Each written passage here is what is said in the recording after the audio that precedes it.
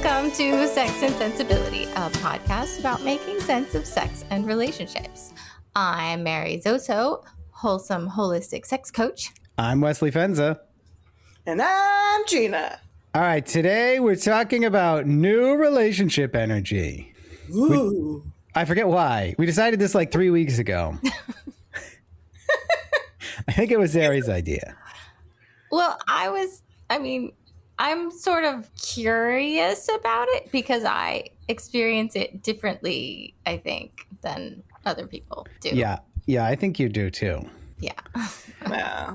And I thought we kind of settled on it because it's a topic that I think people think is mostly about polyamorous relationships, but actually it seems really scary from the outside. And actually the same mechanic kind of applies to lots of different feelings.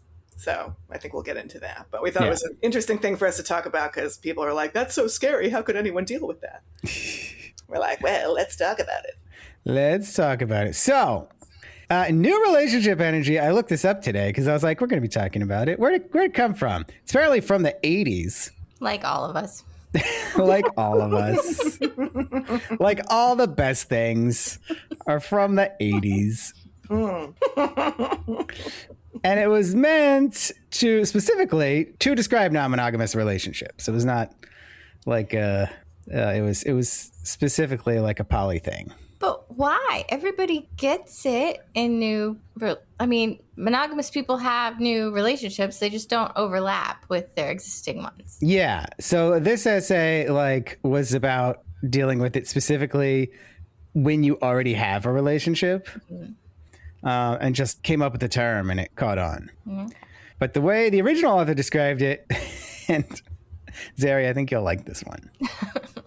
It is the heady rush of escalating emotional connection and the hot juiciness of a growing sexual attraction with a person we are just beginning to know and want to know better, much better. Yeah, that is the thing that I get in relationships, and it never goes away. Yeah. So it's not just new relationship energy for me. It's just like relationship energy. What's the longest you've ever sustained it for? Like over 20 years. Really? Yeah. Wow. It wasn't even a good relationship. No, it sounded terrible. But I was still yeah. Heady rush of escalating emotional connection and hot juiciness of a growing sexual attraction with a person that I was not just beginning to know, but wanted to know better, much better. Yes, all of that stuff. Oh my God. The whole time. This stuff really is dangerous. But it feels really good. Yeah. But, Right. then it causes you to stay in relationships for 20 years. Well, no, that's not what caused that. I can leave relationship. There was other garbage going on causing that. You don't think NRE is a major cause of codependence? If you experience it in a codependent way, they definitely interact with each other. They're both very intoxicating drugs, codependence and new relationship energy, and they do interact, not in a good way usually. Mm-hmm. But you can have one without the other, I think. And yeah.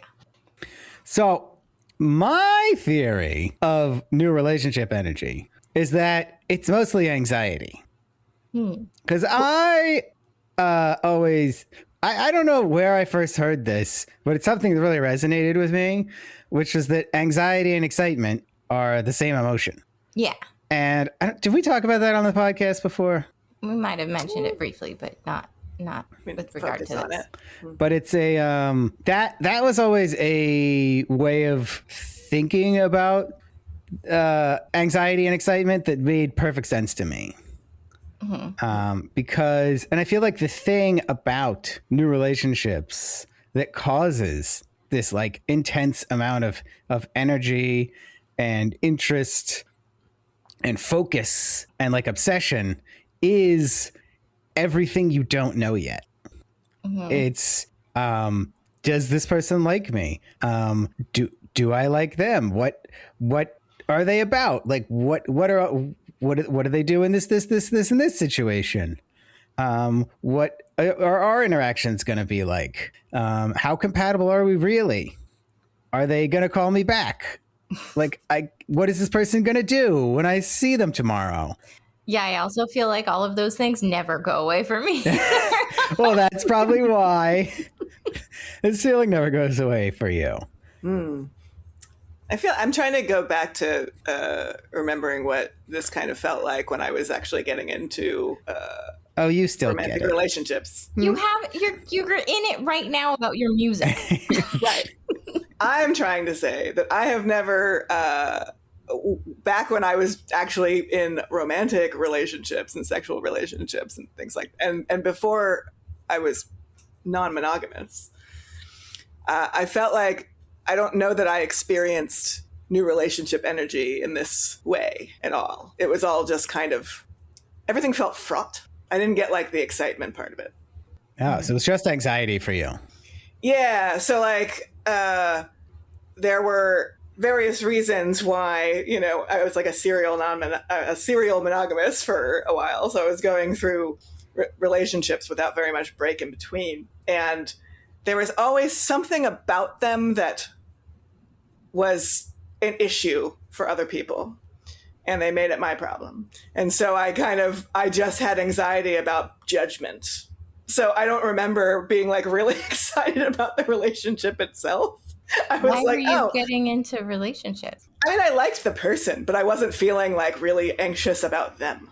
Exactly. Like getting to, like in any of the way that you were just saying, like getting to know them, or what are they gonna be like? It was more, who's going to intervention me tomorrow. This was a huge aspect of me getting into a relationship with Wes, for instance.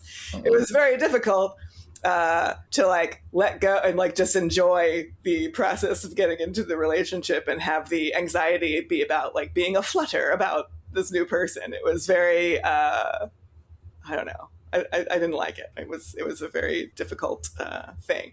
I liked Wes enough, and I liked the other people that I was getting into the relationship with enough to kind of deal with it. But I never had that like, I feel kind of out of control and manic about this entire situation. I was a flutter. But then, so that was kind of what it was like then. And then when we opened our relationship up, it took me a while to even sort of feel crushes on anybody and things like that. And when I started to do that, I think I was still in that kind of headspace, like this isn't really allowed. I don't know, like I know it was logically, but I never really felt like it was okay. And then I was, as we've discussed on this podcast a few times, Wes and I had sort of poor partner selection skills back then. So a lot of my new relationship energy was colored by the fact that I was pretty sure I already knew this was a bad idea. And I was like, this is maybe a bad idea, and I feel like everyone's going to judge me for this too. So it's not that that's not new relationship energy. I just feel like it had no great positive feeling about it at the time. So I now experience, as you said, I've experienced much more of it in what I feel like is a purer sense with like my band and music and things like that, and getting really excited about growing in that way and doing really cool stuff that way with people I like. And I know it's okay. So I don't have the everyone's going to judge me for being really into this part. But that's maybe very specific to me. I don't know. So you said you mentioned having crushes on people, and like is there a distinction between NRE and a crush and like limerence? What is, are we making a distinction between those? Yes. What? I don't know. I have a hard time talking about this because I don't really know. It's very hard for me to identify what was what ever. Oh. The new relationship energy, I feel like, comes in when you're just actually pursuing a relationship with, like, it's like a mutual. So the crush, you can have a crush on someone you don't really know. Yeah. And you're, or like, it doesn't have to be mutual. You can just be like, I have a crush on this person. I'm excited to talk to them or whatever, but it's not, nothing's happening. otherwise. So it's sort of Yeah, certainly for me, the feeling doesn't start until there's like some indication of mutual interest. Because otherwise, it's just like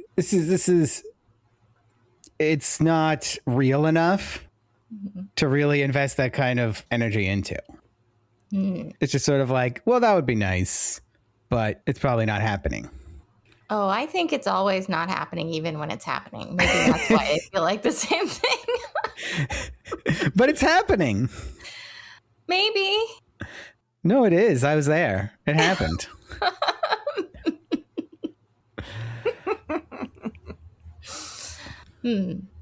Yeah, crushes and NRE and limerence all feel very similar. I can't remember what limerence is. How are we defining that? So one of my things I had on our outline here was an open question about like, did we even need this term new relationship energy when we already had limerence, which is basically the same thing. It's like this sort of obsessive, intrusive thoughts you get about a person, in a romantic sense. And I think one of the qualities of limerence is like you're doing a lot of projecting or pedestalization or like parasocial stuff or something like a lot of it is maybe not real. And I think my experience of limerence doesn't necessarily include as much of that. But I don't know. They all seem very, very fuzzy and tangled in my mind. Those three things. Yeah, I mean, I don't think feeling limerence implies that it's projecting or negative in some way.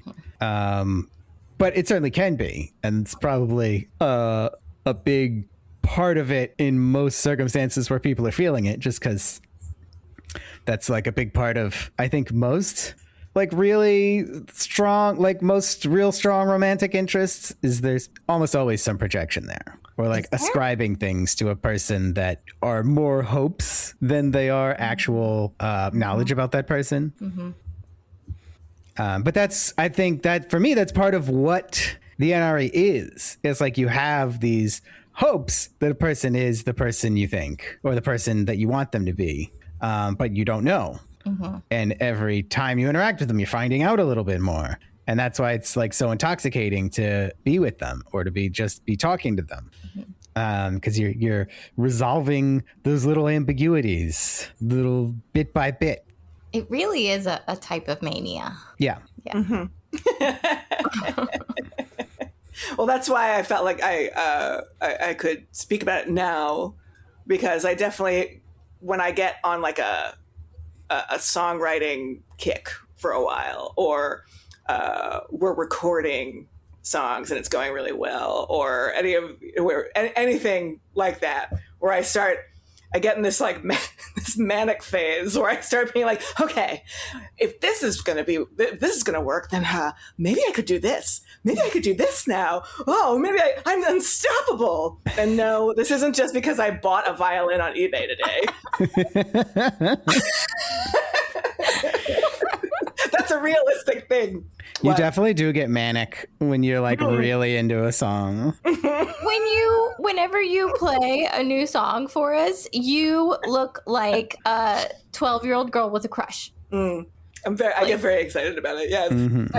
When I start, especially if it's like I'm writing about, because I like to build, I like to storytell in my songs, and I like to show through like scenes, sort of to get the feeling across. I like to set up scenes, and so I will get in a rabbit hole about some tiny historical tidbit thing, and then kind of get obsessed with that and find all the connections to how I should write about it, and then it starts to feel cosmic, and I am not like that, but I'm like, how did I know that this was amazing? So it gets like really crazy, and I sit there, and I guess yes, a crush could be very similar.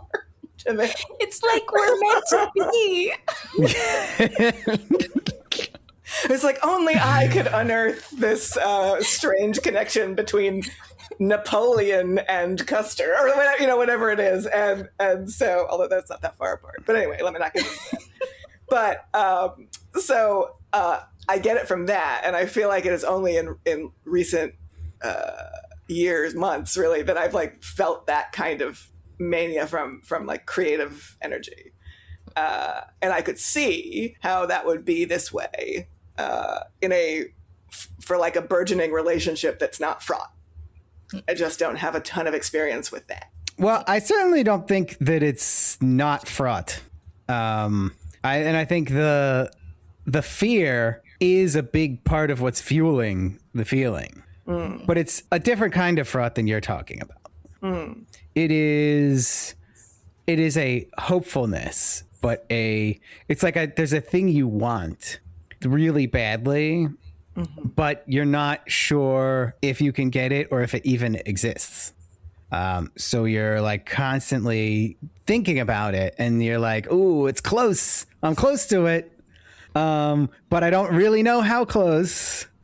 And I don't know if it's really there, but I want to find out. I want to find out right now.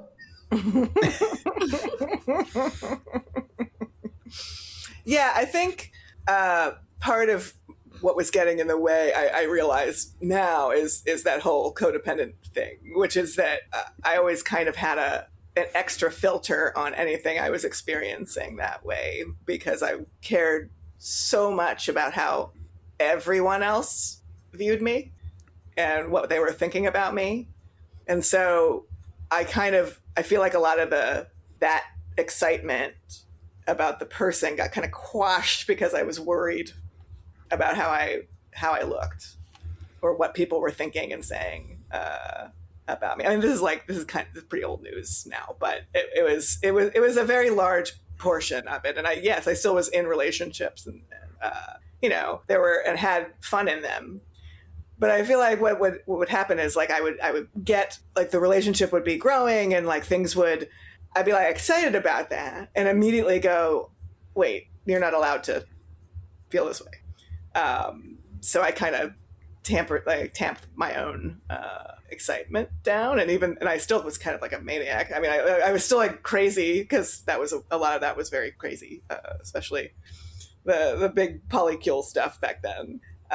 But that was like craziness more for none of us were being very healthy in it. And I didn't have this kind of like, I don't know, I guess NRE feels like it has more of like a wholesome aspect to it. Oh, it's not necessarily wholesome. It can be very unwholesome. Okay. Well, I wanted the wholesome stuff, and I didn't like whatever it is I was dealing with. I never like felt like I could kind of have any reckless abandon in it. And I feel like that's the thing that's very scary to people on the like looking on the outside, right? Or if that's just something you're afraid of, is that if your partner has a new partner that they're really excited about, that they turn into having reckless abandon about this new relationship, and they don't feel that way about you if you're like a very established relationship. And so I think that's usually like the big fear from the outside of the new relationship energy, that it's just like, oh, they're not going to consider me because they're so excited and obsessed, and I don't do that for them anymore. I get this big vicarious hot like NRE high off of my partners having NRE for somebody else. You're just a magical creature. It's like I've never heard anyone say that. Yeah. Every time Wes is like texting with some new woman or something like that, or flirting with someone, I'm just like, oh, tell me all about it. I want to hear all about it. She gets more energy out of it than I do. I haven't actually felt anything I'd call NRE since we started dating. Really? Yeah. Oh, but you had like little crushes. And yeah, stuff. I had crushes. Yeah. But like, no, the last time I really felt NRE was with Luli. And that was like 4 years ago. 3. This was right before. Yeah. Okay. Yeah. Yeah. A little over 3. Which was a woman I'd met at Vibe Camp who lived in London.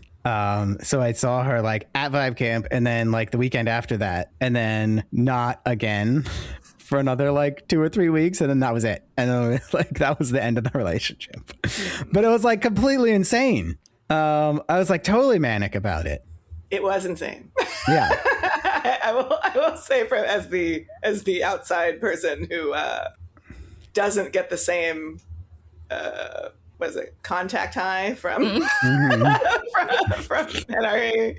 I mean, I was happy for like I don't know if I would go as far as saying I was really feeling like compersion for it, because this was the first time he had really felt that way since the Polycule collapse, right? So like we kind of hadn't had anything going on for quite a while, really, and then he was like, yeah, really to the point where I was like, no, I don't even know if I experience those feelings anymore. Mm-hmm. And then and I didn't go to Vibe Camp that year. That was his first year at Vibe Camp. So we like came back. I think she came to visit. Like when you came back, or I don't know, there was like, it was not very long before. Yeah, it was like, no, she was the weekend after Vibe Camp. She was just in Philly for an unrelated event. Yeah. And this was a moment where Wes also had to explain to me that I was allowed to have boundaries with him. Because there was, I mean, I liked her and everything, you know, it was fine. And like meeting her was fine. And I was just like, okay, I was in my own headspace about polyamory at that point. So I was like, what's happening? Oh no, it's happening again. You know, I didn't quite know how to deal with it, but it was fine. And I guess, I don't know, like, yeah, a few weeks later, like the next month or something, you told me that you wanted to fly out to San Francisco to like spend 2 days with her or something. And I was just like, what? You know, and instead of being like, yeah, cool, I mean, do what you gotta do, I was like, okay, well, and I think because, you know, this was, Roxy existed at this point, so I was just like, and she was like 3. Yeah. And I was like, okay, well, if you want to do that, I'll just take off work. I facilitated this. And Wes was like, you know, you don't have to do that. You can let me handle this and all that. But so that was probably a very interesting point where I was learning about that, where I went like, what do you mean I can have boundaries with you? That's ridiculous. I can't have boundaries in these situations. But you can, and it helps you feel a lot better about all of it if you do have boundaries about that. Just like in all situations. I'm understanding now. But yeah, so it was a wild time. But at the same time, they were also both, while they were, you know, experiencing these like intense feelings and stuff, they were also being very practical about it to an extent. Right? They were both like, I mean, this isn't going to work out. they were being very honest from what I can remember. But we went on our vacation in Vermont, and I remember Wes just being so like wistful in a way that I never remember him being. He was probably like that about me. You know, because again, things were fraught. Audience, you cannot see Wes's face. The implication is he was definitely like that about Gina. But like, he was like waiting. He would send her video messages every day, and like he would just like wait for her to get back to him and things like that. And he would just sit there and be wistful about it. I was like, "Are you okay?" I was like, "I'm not used to you being like this." You know, it was very like youthful. And I felt sad because I was like, oh, but I think this is what you actually enjoyed this process of sort of slow heartbreak and being able to feel in terms of being able to feel the things that you didn't think you could feel anymore. Yeah. But it was like, I mean, that was all almost entirely fueled by anxiety. Because it was like, how does she actually feel about me? Like, is she, when's she gonna get back to me? What's she gonna say? What's this interaction gonna be like? What's she thinking now? Is she gonna like end this any second? Which were all like real legitimate fears. Yeah. Because at some point she did. And I knew that was coming at some point because we were all like, no, this is not going to work out. Like, this is very temporary. And I just wanted it to let's just do it as long as we can. And she was a bit more practical about it. Wait, so you went through this whole process with Gina when you guys got together too? Oh, I mean, with Gina, it was like 10 times worse because it lasted for 9 months before we even got together. Yes, I was also in another relationship. Like I said, I was sort of in... and I was like, dump that guy, go out with me. He very specifically did not do that. Instead, it was implied. Only because he already knew, right? God, that guy. Anyway, I had been in a very long term. I've been dating my high school boyfriend, who then we went to college together, and then we're living together, all within the span of 4 years. And so I was, living with somebody when I was like 19, and that ended. And I won't go into all of that. That was a whole thing. And then I had like a couple months where I wasn't dating anybody, and then I started dating this other guy, Steve, who was like the opposite of that boyfriend. He was like a stoner and kind of dumb and an artist. I was like awesome. I was like for the polar opposite. And so it was like great for 3 months, and then I'd still dated him for 8 months, but the last several months of that were just like a shit show. And during that time, I did a play with Wes. we all met in the theater, so I was in the play. The theater. With Steve. He was also in the cast. Yeah. And so it was a whole thing. And so like Wes and I became like best friends during this. And then it was like pretty clear that like Wes had a crush on me, and then we were just like having very honest conversations about this, and also my other relationship was just dissolving under the weight of its stupidity. And that can be under the weight of its stupidity. I was older.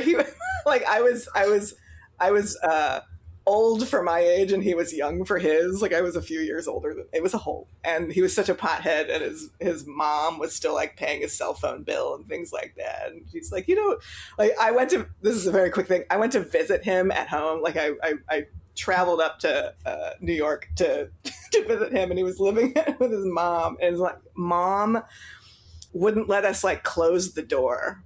And, oh my God. I don't think I knew about this. Mm-hmm. I was like, this has got to end. Wow. And like, I went up there, and I was like 22 and he was just like, and I think he was 20 or and he was like, oh, I'm not allowed to have the door closed. And he was grounded when I went to visit him. So he couldn't use his car. He was grounded. I definitely did not know about this. Oh, I thought he couldn't use the car, so we couldn't get anywhere. So we were trapped in his mom's house where we were not allowed to like hang out. And then he kept showing me videos of like him in high school musical productions. So I'm like watching him in Guys and Dolls, which is like possibly one of the hells. And I was like, this is like the worst weekend of my life. I took 4 trains for this. Watching a video of a high school production of Guys and Dolls. Oh, dear God. With his mom being like kind of insinuating like, what are you doing with him? I mean, to be clear, everybody wanted to know. It was accurate. And I already explained what the rationale was. So yes, that was that. So during all of this time, yes, Wes and I were getting closer and stuff. And I wasn't like cheating on him, but then we would get into these situations where like my ex decided he was going to just be a jackass. Like he had opportunities to be awesome, but he was so jealous of Wes that he would be terrible. And I would be like, okay, so my evidence is indicating that this is I don't know. This is doing the opposite of what you think it's going to do.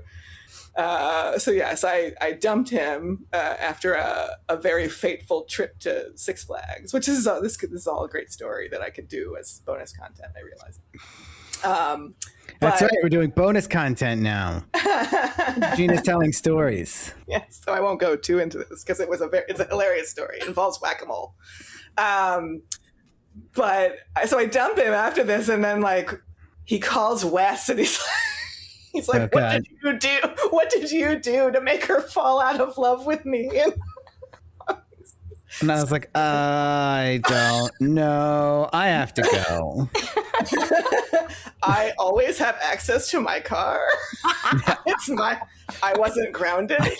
I haven't been grounded ever, but definitely not at age 20. Yeah.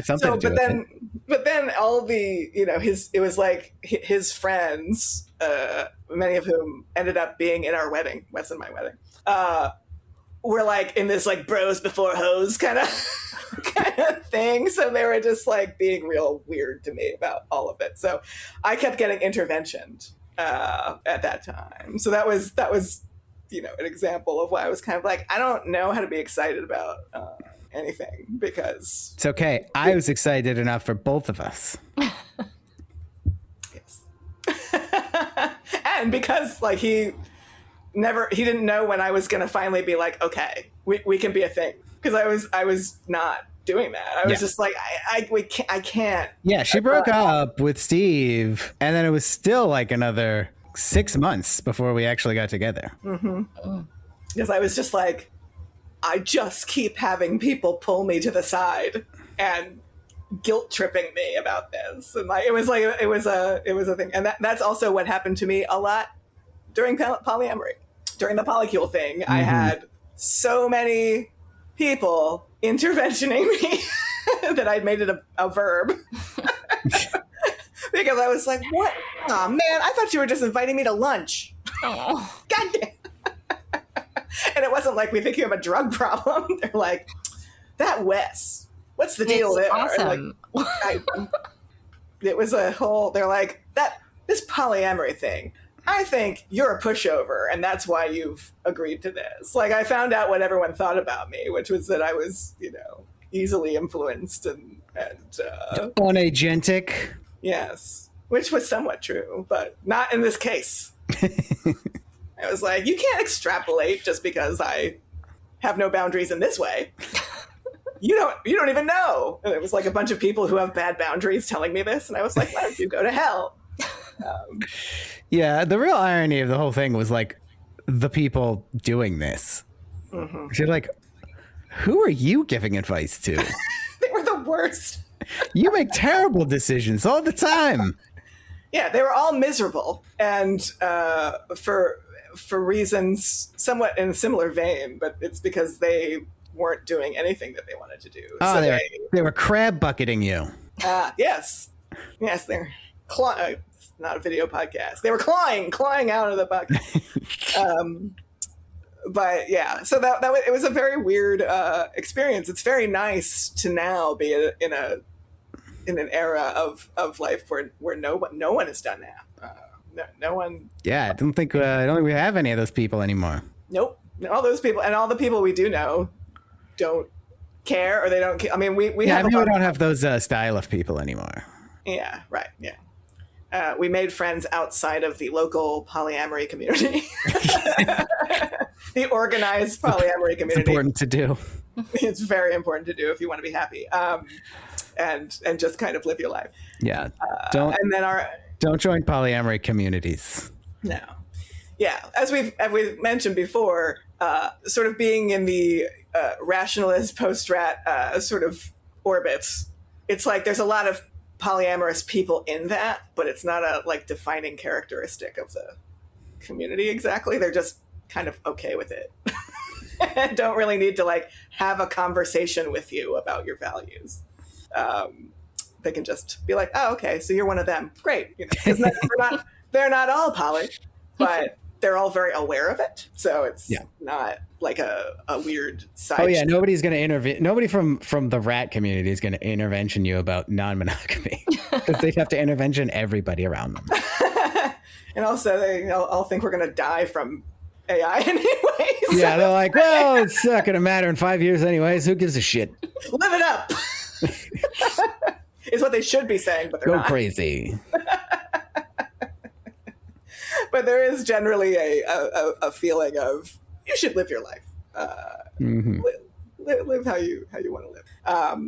So yeah, there's not a lot of interrogating of that so much. There's maybe interrogating as to why how scared you are of AI doom, but I feel like I've gotten way more interrogated about that than my relationship choices. So.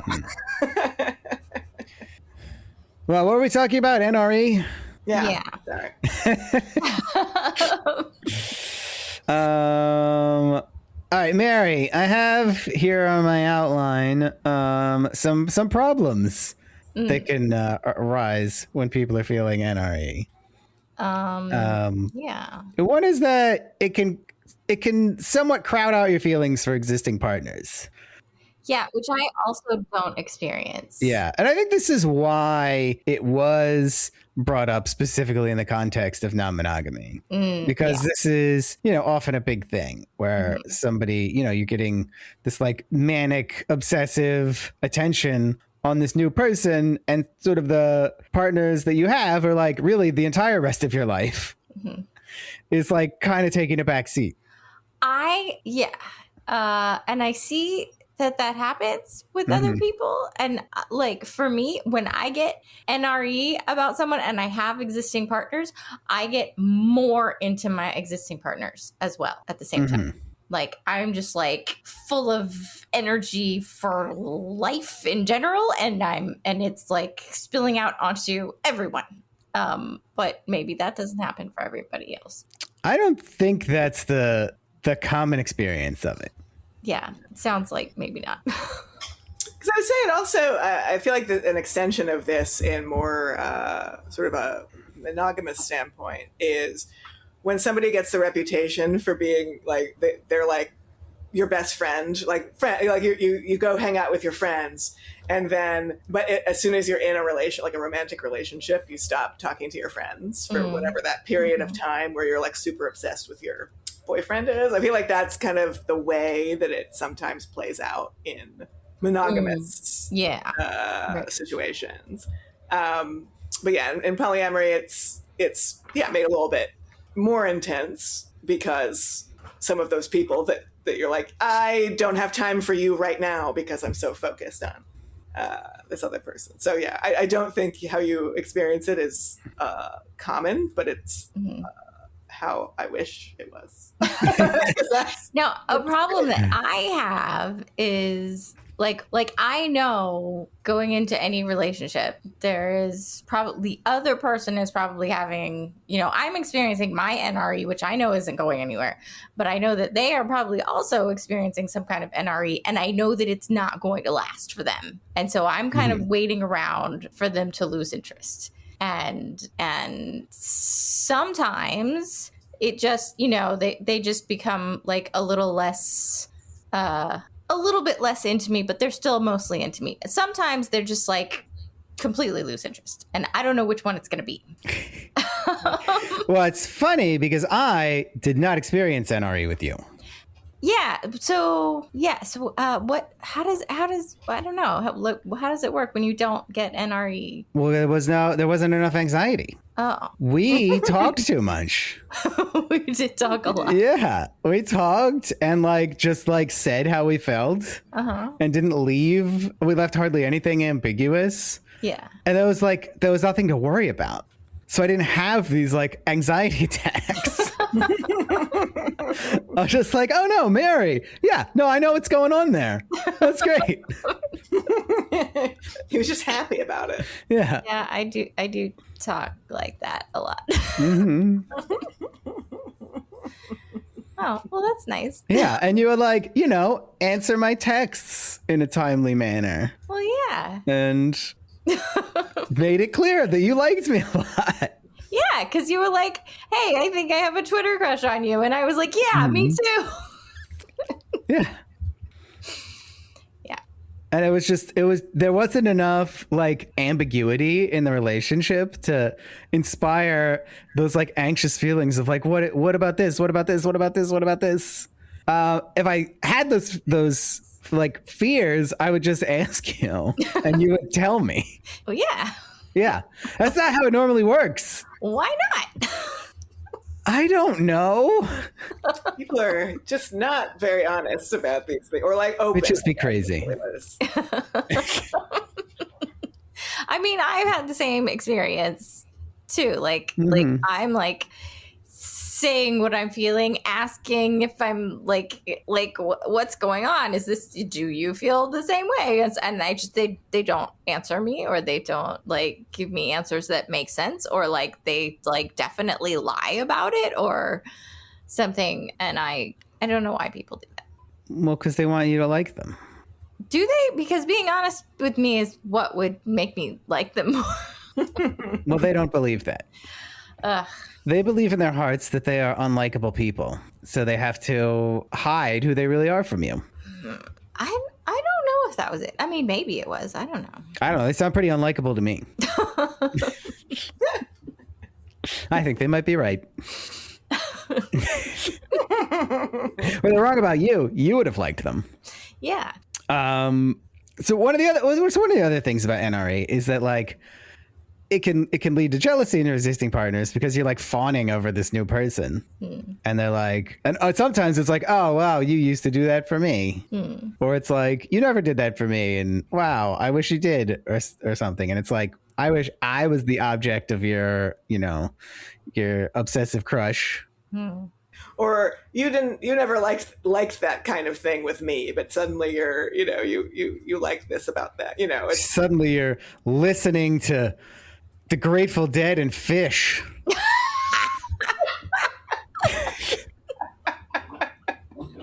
When I thought our whole thing was hating on the Grateful Dead and Fish. Look, I got into a relationship with a really great electric guitar, okay? You know what's going to happen? You're gonna start listening to the Dave Matthews Band. And you're going to be like, oh, actually, they're all really good. No. Yes. My life would be over.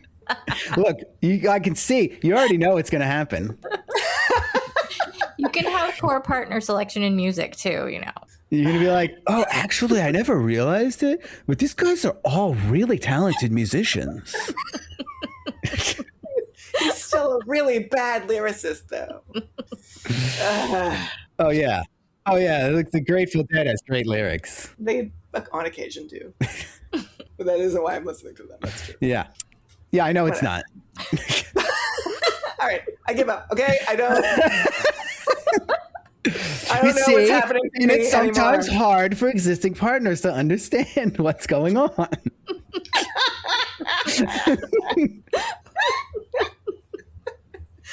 I learned to noodle on a guitar, and suddenly I was like, jam bands are kind of okay. And like, I know it's really hard for everyone. Like I was saying that this year on National Coming Out Day, that I would sit there and say like, okay, yeah, I'm bisexual, whatever, who cares? The really important thing I need to tell you is that I'm jam band adjacent. Guys, I think I'm into jam bands now. Oh, God.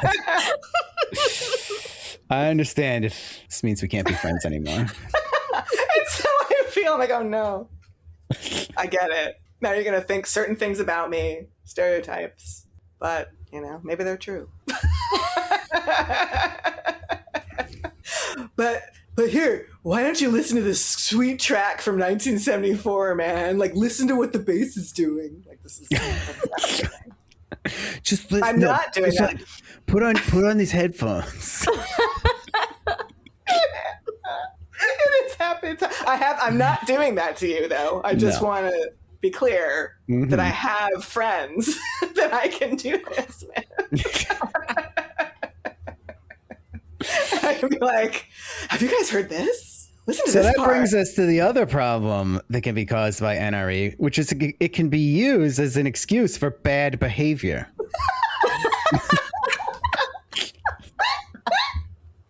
I feel attacked. Because dare sometimes you. people do crazy stuff that's inexplicable and nobody knows why. And you're like, oh, you could just be like, oh, that's, that was just NRE. You know? I'm in a new relationship with my being a musician. And I'm stoked about it. And yes. Yeah, but sometimes people do crazy stuff in their manic state. Yeah. And they do kind of hand wave it away, being like, "Oh man, yeah, that was I was in NRE for that, and that's why." So that wasn't really me. I'm not responsible for that. I was on drugs at the time. I feel really attacked, okay? I'm not talking about you anymore. Okay. Just because I listened to a Fish album and I thought it was great. I mean, that did happen. No one is hurt. No one is hurt. The culture Wes, is what hurt. manic, impulsive, unwise things have you done under the influence of NRE? Me? Yeah. I never do anything unwise. Not even whack-a-mole. No, whack-a-mole was very wise. That's how I won Gina. Yeah, I beat her that was boyfriend at whack-a-mole. Yeah, it's a good story. That bonus content is going to be so great. I love that story. I have a bunch of very hilarious stories about him that led that particular ex that led to the whack-a-mole game, which I was like, I can't believe that this showdown is happening over whack-a-mole at the Six Flags and Freehold. Whack-a-mole to Six Flags. Where you win your trophy wife. That's right. Right. With a dolphin, stuffed dolphin. They're giving out wives at the whack-a-mole. That's a good line. You see, she's doing it right now. She's writing music during the podcast. I'm trying to do a podcast with my wife and she can't stop. You don't want me to. This is me now. And that's the other problem with NRE is it can be addictive. Sometimes you just keep chasing that high, you know? It is true. When I was taken out by the rogue colonoscopy situation, I had a whole. Is that how we're referring to it now? I like Because I that. really hope so. The rogue colonoscopy situation. It was certainly unexpected. That'd be a good band name.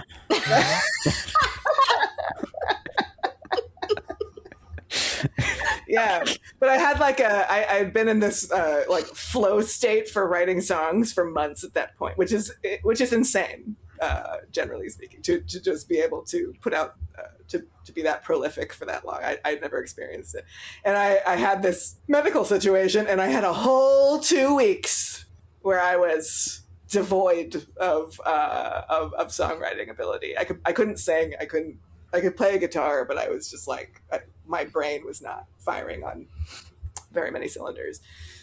And I thought my life was over for like a second. There were these moments where I was like, it's gone, it's over. It was like the drug was gone. And then I hung out with my bandmate, and the next day he sent me some like great content about like a person who believed in The Secret, and she won all these contests all the time, and like the 50. And I wrote a song like the next day, and I was like, I'm back. It was just. And then she wrote a whole album. Yeah. And I haven't been out of the flow state since. So, whatever. I mean. Yeah. All right. Well, Mary has advice for us on how to mitigate the problems that can arise. Yeah. And this kind of can be applied to other aspects of life, like if you're feeling a little manic about something or something. One is noticing your own patterns. So like if you notice your previous patterns when you were in NRE and what you did and maybe what problems came up and how it felt like, and maybe later you were like, oh my God, what was I thinking? Like, take note of those because you'll probably do it again. And sometimes you can catch yourself mid pattern and be like, okay, I'm going to do something different this time. Sometimes your partners can help point them out, yes. But sometimes you don't want to hear that. Yes, also true. So try to take it well if your partner's like, hey, I'm noticing you're doing this thing. Yes. That is a skill in and of itself, but good to learn how to do. Yeah. Also, knowing for most people, it seems like everyone but me, that it is temporary. And maintain your sense of perspective. So like, don't make, rash decisions and things like that. And I think monogamous people run into issues with this a lot because they get like, no, not monogamous people. They're perfect. Like a crush. They get this kind of NRE about someone when they're in a monogamous relationship and they think it's permanent, and then they blow up their life because they can only have one relationship at a time. With polyamory, at least, you don't have to blow up your life. You might neglect your partner, which is unfortunate. And you should try not to do that. But yeah, so maintain your sense of perspective and don't think that you will feel like this forever, unless you're me. Unless you will feel that way forever. And you can also do what I do and use the NRE energy to renew passion for your other partners or other aspects of your life if you don't have other partners, or if you do have other partners. But, like when I have NRE, I just want to like kiss my other partners forever and like snuggle with them. And like, I'm just so happy. And I want to share that happiness with them. And it also like energizes me for work and stuff. And like, I have plenty of NRE for my sex coaching right now as well. And it makes me more energized about my pronunciation coaching and about my relationships and friendships and everything else. So you can use that stuff. I think, Gina, you're just a more passionate person in general lately since you've had this musical NRE. Yeah. Well, it kind of extends to everything, right? And then you sort of, because for me, it's like an overwhelming sense of like creative energy that's sort of just flowing. And because it doesn't really have like there's not really a downside to it other than, I guess neglecting other stuff I have to do to play the guitar. That's kind of like, sometimes I definitely have been late to things because I wanted to sit there and play my guitar instead. But I found, so like when I'm in a very like, if it becomes very overwhelming and I feel it goes from being focused and focusable into like a songwriting thing or whatever. If I find that it is becoming unfocused and just feeling overwhelming and just actually straight up manic, like I can't even do anything with it. My answer to that is to have a dance party. Yes. This is not like a very psychological, like it's not a very academic thing. I'm just like, I need to expend the energy is like overflowing and I need to expend it so that I can once again control the amount that I have into something that I want to do. And so I put on really dumb music. It's great. Both Wes and Mary have witnessed this when I've come home and been like, all right, I need to put some Backstreet Boys on. It's true. She'll come home and do that. Like, I just need That's great.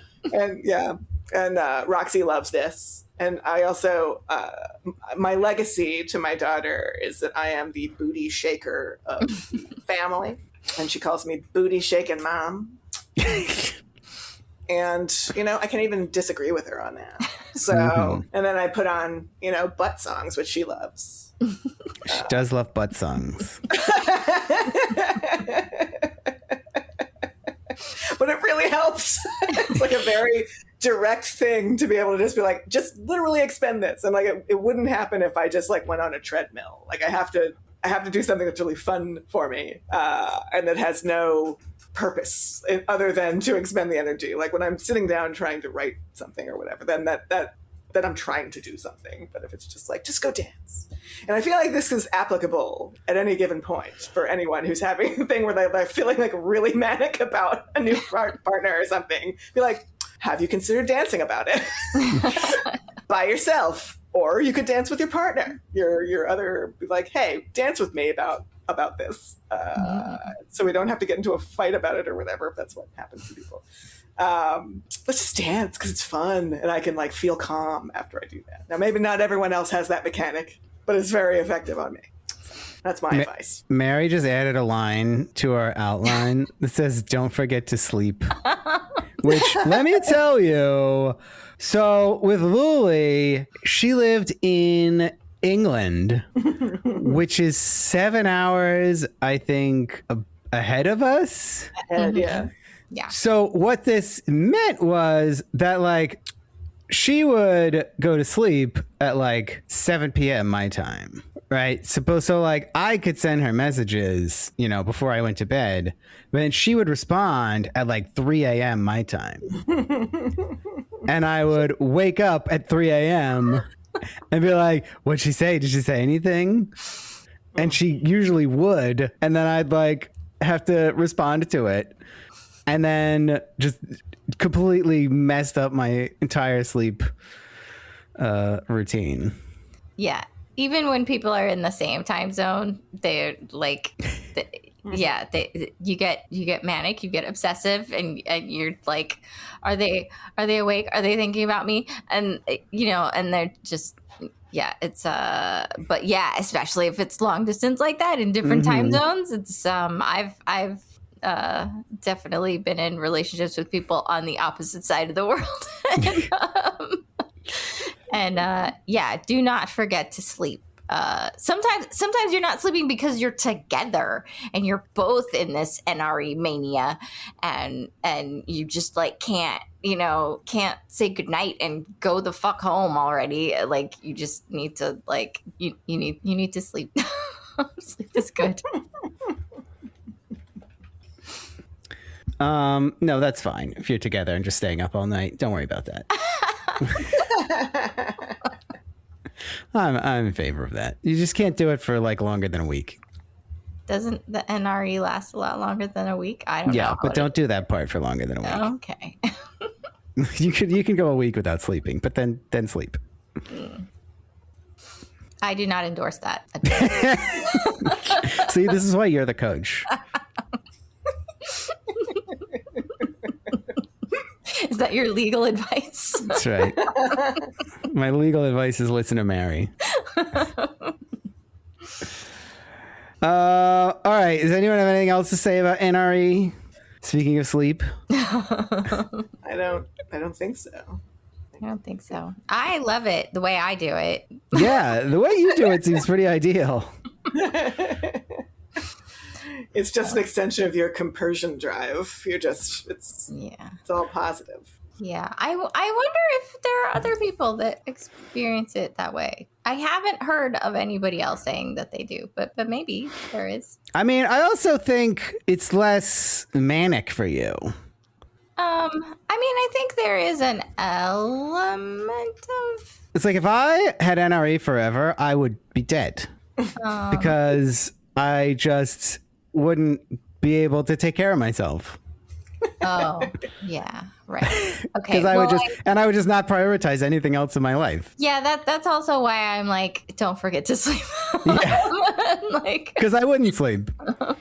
If I had NRE forever, I would just be like a ball of anxiety all the time. You should also eat. You should also eat, do drink all of water. the like general, self-care things. Shower, Yeah. I think people do shower because they want to smell that's true. nice for the person. I was going to say, don't you want them to like you? What if they don't like you? Remember to stop showering. Get out of the shower sometime. Yeah. Don't have to shower every time they come over. Once a day is fine. Yeah. Probably go to your job is another good thing to remember. Yeah. I was going to say that I feel like the sort of NRE thing in monogamous relationships is sort of like when people go through like a midlife crisis and they become upset. They become obsessed with the fact that their like lives are half over, supposedly. And then they go like, I've got to do something with my life. And they just blow up their life for no reason, where they're like, I hate my job. I'm going to get a new job. I need a car that's ridiculous or whatever it is. And I think it's all sort of in the same vein, that you think that the way you feel right then is how you're always going to feel unless you do something and get the answers that you want. So, wait, so I do have one last question. What is the experience of it ending like? So for me, it's generally a slow fade out. Like, as like, it's all this anxiety about stuff I don't know. And as I learn more and those ambiguities get resolved, the anxiety gets less and the like manic excitement energy gets less and less. Does it feel good? Yes. Oh, okay. yeah, I would say when the result of it is that after sort of learning what you wanted to learn and how you kind of understand how you feel about each other, it's settled. If it's good and the result of it is, and we're now in like a really nice sort of committed relationship, then it's like this nice comfort that, and like more measured, and so you can kind of like go about your life sort of building it with this other person instead of treating it like a mystery. I feel like the other person is always a mystery. They never stop. Like I never know enough about them. Yeah. Well, it's not to say that you want. I mean, I never really want to stop learning stuff about my partners. It's just a less of a, I don't know, obsessive thing is how I would maybe describe. Again, I don't quite experience it that way. But from what Wes is saying, it seems like it would be, you're always like learning more about them, but like the imperative nature of having to find out everything right now kind of lessens, right? Yeah, and so the thing that like really causes the anxiety are the ambiguities around how they feel about me and like who they are, right? In terms of like, are they the person, or is this person actually right for me? And I feel like once I've answered those questions, like I'm saying like, yes, I'm confident that this person is right for me. And I'm confident that they feel the same way about me. I get much less anxiety about like other things I don't know about them. Like I'm still interested in learning more, and knowing more about them, but it's not this like imperative thing. Like it sort of loses the urgency. Yeah. And it loses the like it's less scary. Like I don't think I'm gonna find out something that's gonna ruin everything. Whereas, in the beginning I'm like, oh, I could just find out that she doesn't actually like me that much. Or I could find out that we have this incompatibility. So it's much less scary. Yeah, I feel like I always have those questions with like everyone, like friends, family, coworkers, like everybody all the time. Well, maybe one day you'll be able to relax. Okay. Maybe. All right. You want to take us out? I offer one-on-one sex coaching and classes. And she gets really into it and energetic about it. I do. I had a coaching call today that I got so excited about, and I get so excited about all of them. It's weird, and I don't know. It's awesome. It's just NRE all the time. And my classes are really great. And every single class I come out of it like, oh my God, that was so great. And I hope the people in the classes sometimes feel similarly. And she has a new website. And I have a new website that is not up yet, but probably will be soon, I think. It's like almost done. Almost. So yeah, so maybe, I don't know. Are we putting the new website in the show notes or the old? I mean, not if it's not up. Okay, then so if you go to the old website, I think there will be a link to the new website as soon as it's ready. So there's that. Yeah, that was all I had to say. Gina? All right. Well, that was the latest episode of Sex and Sensibility. Coming at you with lots of stories and lots of rambling and lots of laughter. That's what this podcast is about. We also will be having a brand new bonus feature to this podcast because we got another paid subscriber. And we're like, oh man. We have two. Whoa. Two. Count them, two paid subscribers. Oh, So you two get the whole story. Yeah. The rest of you only get part of it. That's good. What's going to be is that I recorded myself just telling the story of my harrowing business travel this past weekend, and if you kind of it's a Rick roaring tale. Some of it. Some of it. Some great accents in there. Did I say Rick roaring? It's Rip roaring, right? Rick rolling. It's a Rick rolling tale. Never gonna give you up. I'm just gonna, whenever I cut the story off for the unpaid subscribers, I'm just gonna put in Rick Astley. Yes, bring it back. So I will, basically this is indulging my love of telling a rambling Rick rolling story.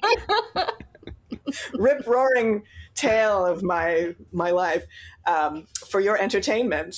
And we will offer, I guess, I don't know, half of it or something for, everybody else. But if you want to hear the rest of the story, become a paid subscriber. Gotta subscribe to hear the whole story. It's really good. It is really good. Wait, did you listen to it? Well, I mean, you've heard it. Oh yeah, you've been living it in real time. Yeah, that's true. So anyway, so that's coming. So enjoy that, and I hope you like what you hear and you want to hear more. So we'll do that, and then we'll come back here at the in another 3 weeks with some other topic we'll decide on, and then forget why we decided on it. It's going to be awesome. So, thanks for listening. Bye. Bye.